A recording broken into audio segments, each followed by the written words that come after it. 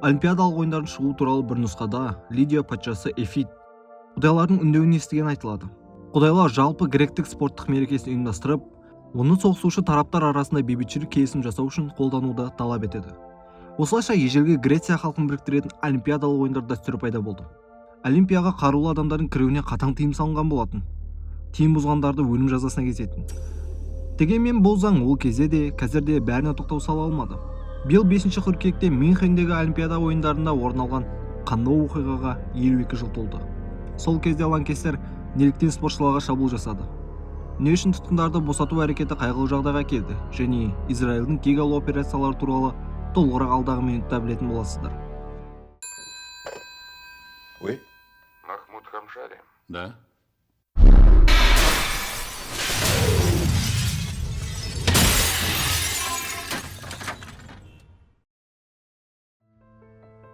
Израиль мен Палестина арасындағы қиын қарым-қатынастарға тереңірек тоқталмаймыз. Бұл тым ұзақ тарих, және оны бәрі қысқаша біледі. Бейнеміздің контекстіне маңыздысы, Халықаралық Олимпиада комитеті палестиналық спортшыларды тек 1995 жылы ғана ресми мойындады. Оған дейін жартылай мойындалған мемлекет бірнеше рет Олимпиадаға қатысуға өтініш берген. Бірақ олардың өтініштері бірінен соң бірі қабылданбаған. Журналист Леонид Млечин трагедияның тарихын зерттеп отырып, Қара қыркүйек тобының жетекшілерінің идеясы кезекті өтінішті қабылданбауынан кейін туындады деп мәлімдеді. 1972 жылдың 17 шілдесінде бұл ресми себеп болғанына қарамастан, бұл тек формальды желеу болған деген барлық негіздер бар. Бұл мәселеге кейінірек ораламыз. Ал әзірге 1972 жылдың 5 қыркүйегіне ауысайық. Мюнхендегі Олимпиада ойындары аяқталуға жақын еді. Олар ауқымы жағынан тарихта ең үлкен ойындар болды. 121 елден 7134 спортшы қатысты. Ал медальдар 195 салада ойнатылды. Бұл сол кездегі рекордтық көрсеткіш болатын. Бүкіл әлем Олимпиада ойындары жайлы сөйлесті. Ал Германия 2-ші дүниежүзілік соғыстағы былықтарын жабу үшін қолынан келгенін жасап жатты. Германияның қаншалықты тырысып жатқанына қарамастан, өкінішке орай шикіліктер де көп болды. Олимпиадалық ауылдың кіргізу пункті босаңсыған. Қоршауларда нақты пайда алып келмеді. Олардың тек қоршау деген ғана атауы болды. Қаруланған күзет болмады. Израиль делегациясының басшысы Шмуэл Алкин Олимпиада алдында қауіпсіздік шараларына көңіл толмайтынын ашық білдірді. Сондай-ақ оның командасына қоршауға жақын оқшаулаған үй бергеніне шағымданды. Алайда ұйымдастырушылар оны бәрі де дұрыс болады деп сендірді. Ал кейбір немістер өтірік айтқан жоқ. Дайындық аясында құқық қорғау органдары 33 жасар полицейский психолог Геогр Зиберді іске тартты. Бұл қызметкер тіпті керемет қылмыс сценарийлерін елестете алатын адам еді. Геогр кішкене еңбектеніп бірден 29 ықтимал сценарий ұсынды. Спортшыларды ұрлау, кепілдікке алу, ирландиялық жауынгерлер, палестиналық террористер туралы сценарийлер болды. Тіпті шведтік нацистер ұрлаған ұшақ адамдарға толы олимпиадалық стадионға соғылуы мүмкін деп егжей-тегжейлі сипаттады. Алайда Геогрдің болжамдарының басым бөлігі олимпиадалық ауылға қатысты болды. Ауыл тым әлсіз қоршалған болатын. Бірақ ұйымдастырушылардың қауіпсіздік шараларды күшейткісі келмеуі жағдайды ушықтырды. Олар соғыс кезіндегідей тағы да басынан аяқ қаруланған герман әскерлері ауылға кіру үшін тиісті қағаздарды сұрап тұрғанын қаламады. Ең қорқыныштысы, 1975 жылы 5 қыркүйекте Геогрдің 21-ші дайындаған сценарийі шамамен 50 минутқа кешігіп, дәл солай орын алды. Таңғы 5-те емес, 8 палестиналық жауынгер Олимпиада ауылына 4-тен 10 кеткенде кіре бастады. Содан кейін барлығы Геогр Зибердің алдын ала айтқан болжамындағыдай қайталанды. Израиль спортшылары орналасқан ғимарат басып алынды. Мықты ауыр атлеттер мен палуандар қарсылық көрсетуге тырысты. Бірақ бұл тек қайғылы жағдайға әкеп соқты. Алғашқы сағаттарда-ақ 10 тұтқынның екеуі өлтірілді. Олардың біреуінің денесін Олимпиада ауылында жүрген қызметкерлер тауып, таңғы 5-те дабыл қақты. Қорқыныштысы, Зибер жауынгерлердің талаптарын да болжап қойған еді. Олар өздерін барынша еркін ұстап, қылтима мен шатырда жүріп, тек Олимпиада ауылындағыларға ғана емес, қоршауға кейінірек жиналған көрермендерге де көрінді. Келіссөздер сол мезетте-ақ басталып кетті. Палестиналықтар жақтастарын бірден Израиль түрмелерінен 234 тұтқынды. Сонымен қатар Батыс Еуропадағы түрмелерінен тағы 16 адамды босатуды. Оларды Мысырға дейін жеткізуді талап етті. Қаржылық өтемақы немесе басқа да ұсыныстардан бас тартты. 16 сағаттық келіссөздерден кейін талаптарды қабылдауға шешім қабылданды. Бірақ бір нюанс болды. Жауынгерлерді әуежайда жою шешімі қабылданды. Мұнда тағы бір мәселе туындады. тұтқындарды босату операциясын тез әзірлей алмады және барлау мәліметтерін жинау қиын болды.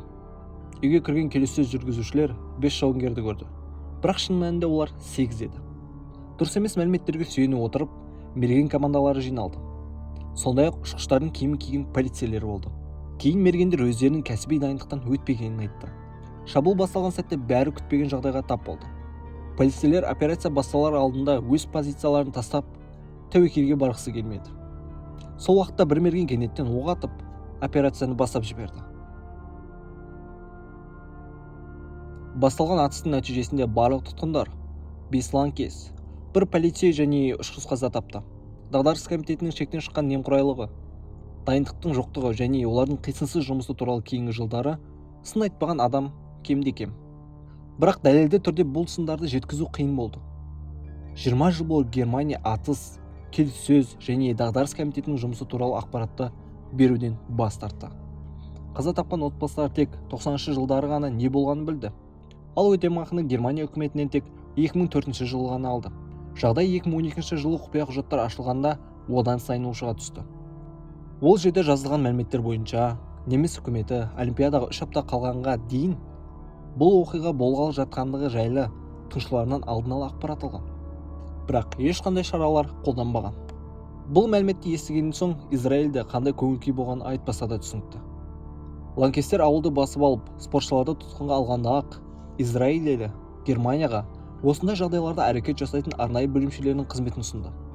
Бірақ немістер бұл ұсыныстан сыпайы түрде бас тартты.